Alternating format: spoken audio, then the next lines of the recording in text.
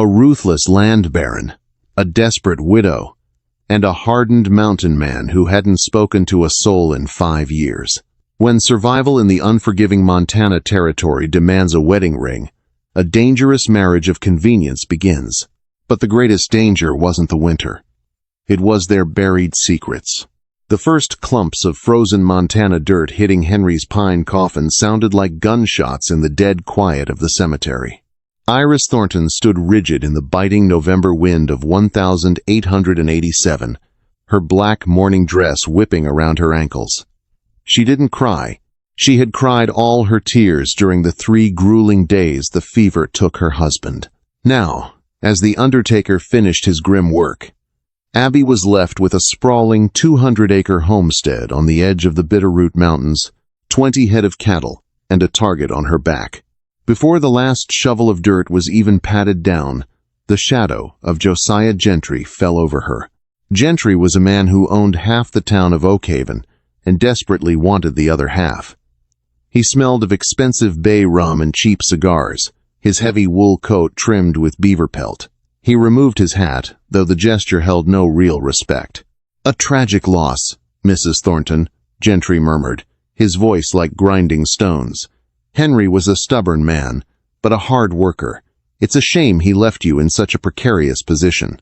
Abby stiffened, pulling her shawl tighter against the biting cold. "The ranch is legally mine, Mr. Gentry. There is nothing precarious about a filed and sealed deed." Gentry offered a patronizing smile, revealing a gold-capped tooth. "The territorial law states that a homestead must be actively worked and maintained to hold the claim. Winter is a week away. You have a banknote due on the 1st of the month for $300. A widow alone on the edge of the wilderness? The bank won't extend credit to a woman who can't mend a fence or fend off rustlers. Sell to me now, Abby. I'll give you enough for a train ticket back east. Otherwise, in 30 days, the bank forecloses, and I buy it for pennies." "I am not selling Spring Creek," she said, her voice trembling with a mixture of fear and absolute defiance. "You have until the first snow," Gentry warned softly, "or you find yourself a new husband to take on the debt. Though I doubt any man in Oakhaven would dare cross me to marry you." He turned and walked away, leaving Abby standing over her husband's grave, the harsh reality settling into her bones. Gentry was right. He employed a dozen hired guns who had already started cutting her fences and spooking her cattle. No man in town would stand up to him. She needed a miracle, or she needed a monster. 2 days later, Abby found the latter.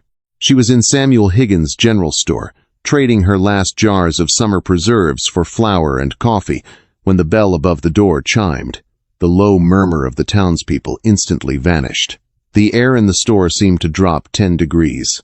Abby turned and found herself looking at a giant. He had to duck to clear the doorframe. He wore a heavy coat made of scarred bear hide, fringed buckskin pants, and knee-high leather moccasins, thick with dried mud. A thick, dark beard obscured the lower half of his face, but his eyes, a piercing, icy blue, swept the room with the lethal calculation of a cornered wolf. A heavy Henry repeating rifle rested casually over his broad shoulder, and a massive Bowie knife was strapped to his thigh. This was Caleb Wyatt. The townspeople called him the Lone Mountain Man. He lived high up in the jagged peaks of the Bitterroots, only coming down twice a year to trade furs for salt, lead, and coffee. No one knew where he came from. No one knew his story, but everyone knew the rumors, that he had killed 3 Blackfoot warriors with his bare hands, that he had survived a grisly attack by biting the beast's ear off, that he was more animal than man. "Flour, salt, peaches," Caleb grunted, tossing a heavy sack of prime beaver pelts onto the wooden counter. His voice was a deep, gravelly rumble that seemed completely unused to human conversation. Mr. Higgins swallowed hard, his hands trembling as he gathered the supplies. "Right away, Mr. Wyatt." Abby watched him. He was terrifying. He was wild. And most importantly, he didn't belong to Josiah Gentry. An insane, desperate plan began to take root in her mind. She waited until Caleb gathered his burlap sacks and stepped back out into the freezing mud of the main street. He was loading his supplies into the back of a weathered buckboard wagon when Abby approached him. "Mr. Wyatt," she said. Her voice caught in her throat. She cleared it and tried again, louder. "Mr. Wyatt." Caleb paused. He slowly turned his massive frame, his icy blue eyes locking onto her. Up close, she could see the jagged white scar running through his left eyebrow and the deep, weathered lines of a man who had endured unspeakable hardships. He didn't say a word. He just stared at her, waiting. "My name is Iris Thornton," she said, forcing herself to hold his gaze. "I own the Spring Creek Ranch, just 3 miles south of the timberline. I am recently widowed, and I am in desperate need of a husband." Caleb didn't blink. The wind howled down the street, rattling the wooden sign of the saloon. "I don't need romance," Abby continued, her words tumbling out in a hurried, breathless rush. "I need protection. Josiah Gentry is trying to steal my land. He thinks because I am a woman alone, I will break. If you marry me, your name goes on the deed. You will own half of 200 acres of the best grazing land in the valley. You will have a warm hearth, a solid roof over your head, and home-cooked meals for the rest of your life. All I ask in return is that you stand on my porch and make sure Gentry's men don't cross my property line." Silence stretched between them. It was a heavy, suffocating silence. Abby felt a flush of absolute humiliation creeping up her neck. What was she thinking? This man was a feral hermit. He probably didn't even understand the concept of a legal deed. Caleb slowly reached up, his leather-gloved hand rubbing the rough frost from his beard. He looked at the harsh gray sky, then back down at Abby.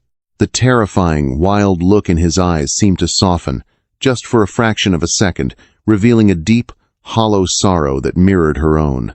"You need a husband, and I need to feel love again," the lone mountain man said softly. The gentleness in his deep voice hit Abby like a physical blow. It was completely at odds with the savage exterior he presented to the world. There was a raw, bleeding vulnerability in those words that told her this man had lost something far greater than she could imagine. "Then we have an agreement?" Abby asked, her breath misting in the cold air. Caleb nodded once. "Get the preacher." The wedding took place an hour later in the drafty parlor of Reverend Miller's home.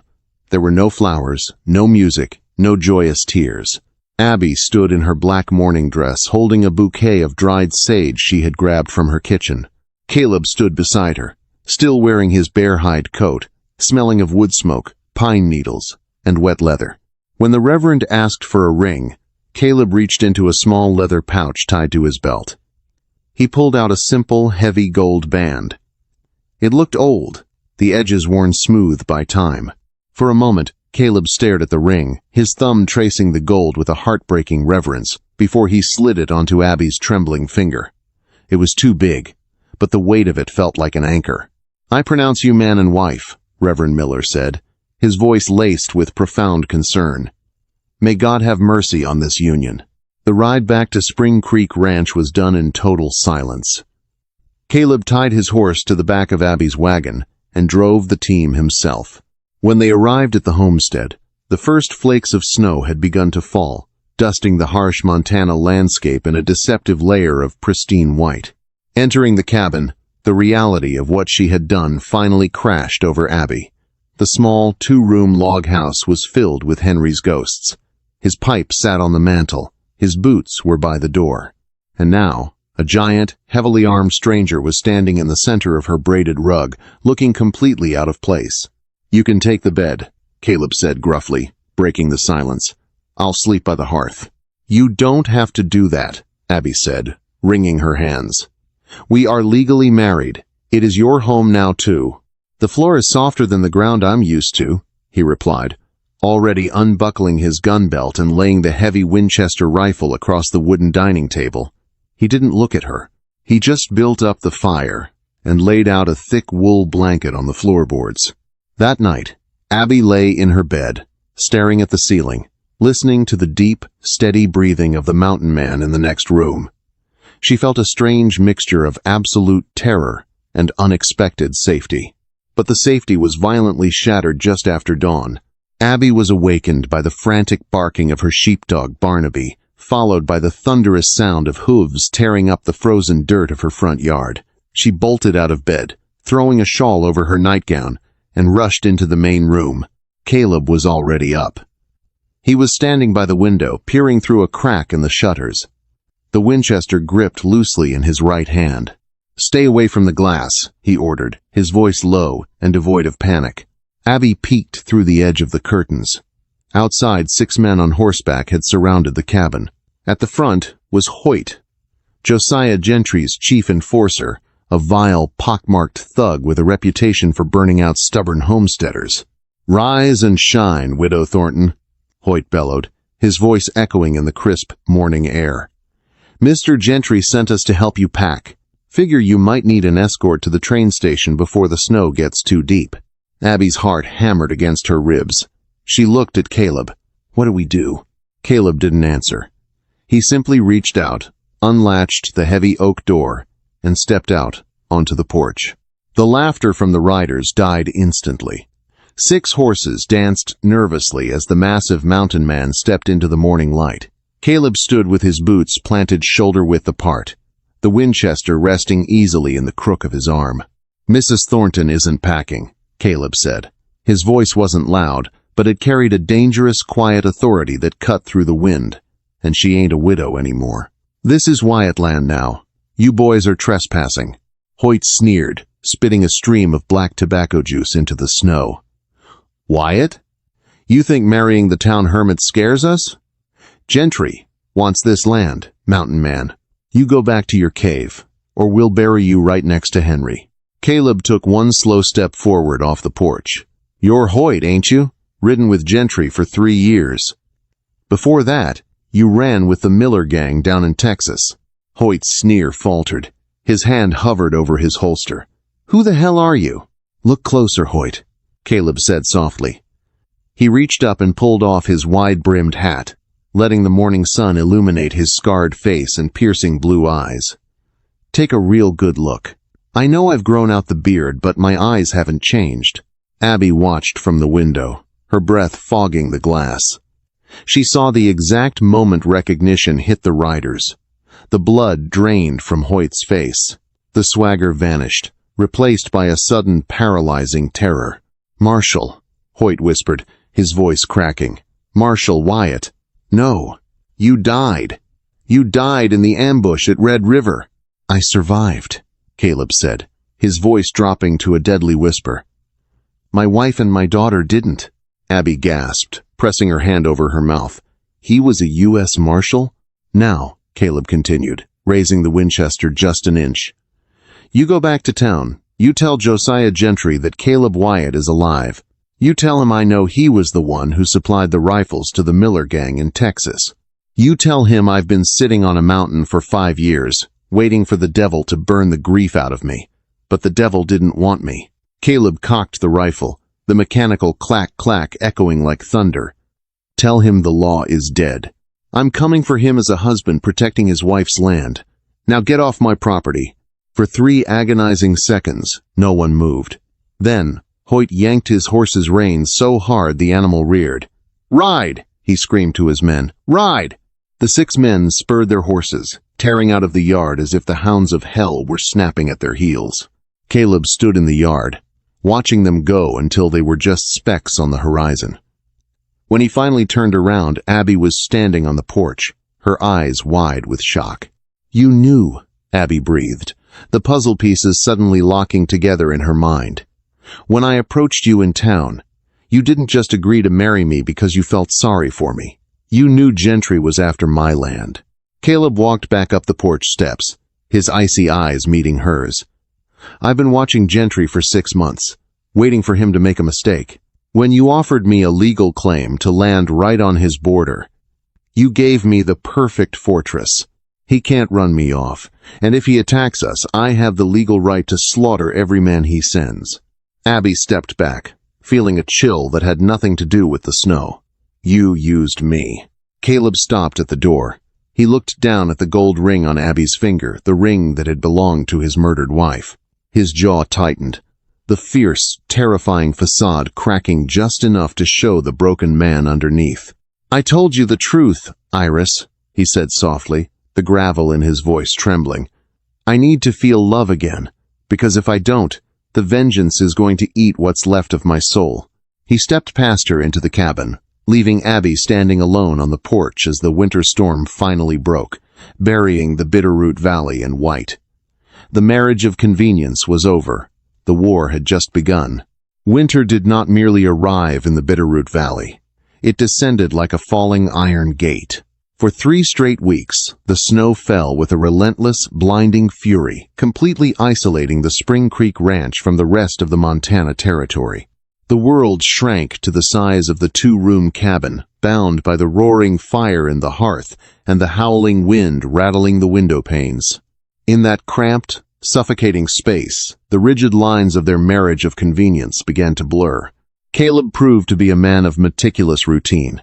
He spent his days reinforcing the cabin's heavy shutters, cleaning his Winchester, and chopping firewood with a rhythmic, almost punishing intensity.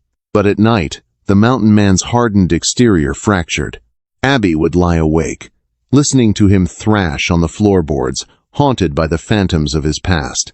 He would murmur names: Sarah, his murdered wife, and little Cora, his daughter.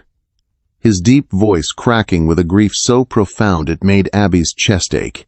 On the 21st night of the blizzard, Caleb woke with a raw, agonizing shout, his hand desperately grabbing for a revolver that wasn't there.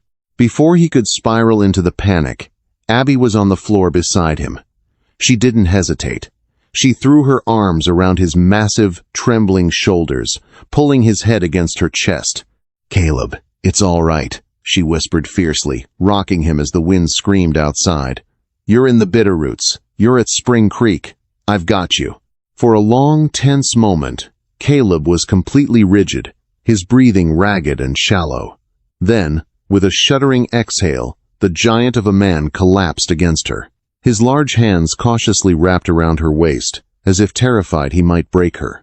He buried his face in her shoulder, breathing in the scent of her lavender soap. "The blood," Caleb rasped, his voice barely audible. "I can never wash it off my hands, Iris." "Then let me hold them," she answered softly. She reached down, weaving her smaller fingers through his scarred, calloused ones. That night, Caleb did not return to his pallet on the floor. He laid beside her in the bed, not as a protector, but as a man desperately seeking warmth. When he kissed her hesitant at first, then, with a sudden, overwhelming starvation, Abby kissed him back. There was no pretense anymore. In the dark, frozen isolation of the cabin, they clung to each other, 2 broken souls forging a genuine, passionate love from the ashes of their tragedies. The next morning, the dynamic had irreversibly shifted. Caleb looked at her not as a tactical advantage, but as a wife he would burn the world to keep safe. "If Gentry wants this land so badly, he won't wait for the spring thaw," Caleb told her over coffee. He slid a heavy Colt .45 revolver across the table. "You need to know how to use this. Really use it." Abby took the heavy gun. "I shot rabbits with Henry." "Shooting a rabbit ain't shooting a man who's trying to put a bullet in your chest," Caleb corrected gently. It was during these indoor preparations that the true twist of Spring Creek was unearthed. Abby was in the root cellar, pulling up the last sack of winter potatoes, when she noticed a loose floorboard beneath a stack of empty crates. Prying it up with a kitchen knife, she found a rusted tin box wrapped in oilcloth. She brought it to the kitchen table. Caleb watched closely as she broke the rusted lock. Inside was not money, nor letters, but a thick, leather-bound ledger bearing the gold-stamped crest of the Pinkerton National Detective Agency. Abby's hands trembled as she flipped through the pages. "These are shipping manifests," she whispered, her eyes widening. "Union Pacific Railroad logs, dates, routes, and missing cargo. Army payrolls, Gatling gun parts, military-grade explosives." Caleb leaned over her shoulder, his icy blue eyes tracking the neat columns of ink. He pointed to a recurring name at the bottom of the stolen shipments: J. Gentry. Henry wasn't just a farmer, Caleb deduced, his jaw tightening. This ledger proves Gentry has been orchestrating train robberies and selling stolen military weapons to outlaw gangs for a decade. Henry must have worked for the railroad, found this ledger, and fled here to hide. The blood drained from Abby's face as a horrifying realization hit her. Henry didn't die of the winter fever. Caleb. He was sick for 3 days. He was vomiting. His skin was pale. It was arsenic. Gentry poisoned my husband to get the ledger back, but he didn't know where Henry hid it. That's why he's trying to seize the ranch. He needs to tear this cabin apart to find it. Before Caleb could respond, Barnaby the sheepdog began to snarl viciously at the front door. Caleb instantly blew out the oil lamp, plunging the cabin into darkness. "Get down," he hissed. Through the cracks in the shutters, the faint, flickering orange glow of torches painted the snow. Gentry hadn't waited. Under the cover of the dying blizzard, a dozen men had surrounded the cabin. "Burn them out!" a voice yelled from the darkness. "Shoot the mountain man when he runs out the front. Take the woman alive!" A flaming torch smashed against the wooden porch. Caleb didn't flinch. He kicked open the gun port he had carved into the shutters, shoved the barrel of his Winchester into the cold night, and unleashed hell. The deafening roar of the rifle filled the cabin, answered immediately by the screams of Gentry's men. Abby didn't hide under the bed. She crawled to the opposite window, gripping the Colt .45, her heart pounding a frantic rhythm against her ribs. When a shadow tried to creep around the side to toss a kerosene jug at the roof, Abby steadied her trembling hands, took a breath, and pulled the trigger. The shadow dropped into the snow. They fought side by side in the suffocating smoke and deafening noise, a terrifyingly efficient team. Within 10 minutes, 5 of Gentry's men lay dead in the snow, and the rest were fleeing blindly into the blizzard, terrified of the lethal accuracy pouring from the small cabin. The siege was broken, but the war had just escalated.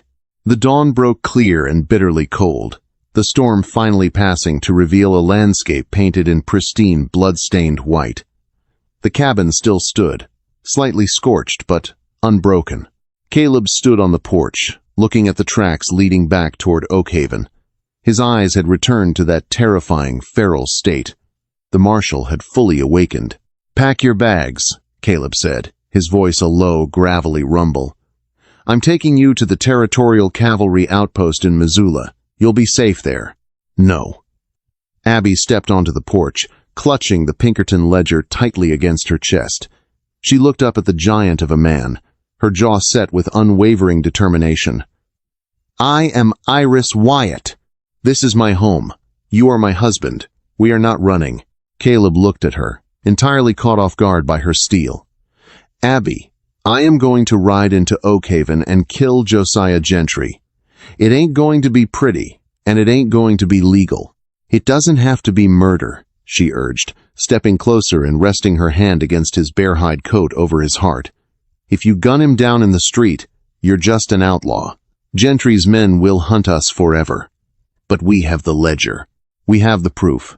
We ride to Oakhaven together, we arrest him, and we hand him over to the federal courts. Judge Hiram Knowles is holding circuit in Helena next week. You're a U.S. Marshal, Caleb. Act like one." Caleb stared into her eyes. The rage that had consumed him for 5 long years fought a bitter battle against the light of her love. Slowly, the tension in his broad shoulders dropped. He reached out, his thumb gently wiping a smudge of gunpowder from her cheek. "You're going to be the death of my demons, Mrs. Wyatt," he murmured. 2 hours later, they rode into the snow-choked main street of Oakhaven. The town was eerily silent. Word of the failed siege had already spread. Men peeked through the curtains of the general store and the saloon, watching the lone mountain man and his bride ride straight toward the Gentry Mining and Land Office. Caleb dismounted, helping Abby down and handing her the reins. "Stay behind me." He kicked the double doors of the office open so hard they shattered off their hinges. The room was opulent, filled with mahogany furniture and velvet drapes. Gentry sat behind his massive desk, sweating profusely, flanked by 3 heavily armed Pinkerton turncoats. "Kill him!" Gentry shrieked, pointing a shaking finger at Caleb. The 3 men went for their guns. They were fast, but Caleb Wyatt was a force of nature. In the blink of an eye, the Winchester was at his shoulder. 3 shots rang out in rapid succession, echoing like cannon fire. Caleb didn't shoot to kill. He shot to disarm. The three men collapsed, screaming and clutching shattered shoulders and hands, their revolvers clattering uselessly to the floor. Gentry panicked. He yanked a silver derringer from his vest pocket and aimed it blindly. Caleb crossed the room in 3 massive strides, grabbed Gentry by the throat with one hand, and slammed him backward onto the mahogany desk. The derringer fired wildly into the ceiling before Caleb crushed Gentry's wrist, forcing him to drop the tiny weapon. Caleb drew his heavy Bowie knife with his free hand, pressing the cold steel against Gentry's sweaty, pulsating throat. The urge to slice, to let the blood flow and finally quench his 5-year thirst for vengeance, screamed in Caleb's mind. Caleb. Abby's voice was soft, but it cut through the red haze in his mind. She walked into the office, holding the Pinkerton ledger high. She looked at Gentry with a gaze colder than the Montana winter. "Josiah Gentry," Abby said, her voice steady and echoing with authority. "You are under arrest by the authority of U.S. Marshal Caleb Wyatt for the murder of Henry Thornton, the theft of U.S. military property, and federal treason. You will hang in Helena by the gavel of Judge Hiram Knowles." Caleb held the knife against Gentry's throat for one more agonizing second. Then, he exhaled a long, shuddering breath. He pulled the knife away, hauled Gentry to his feet, and threw him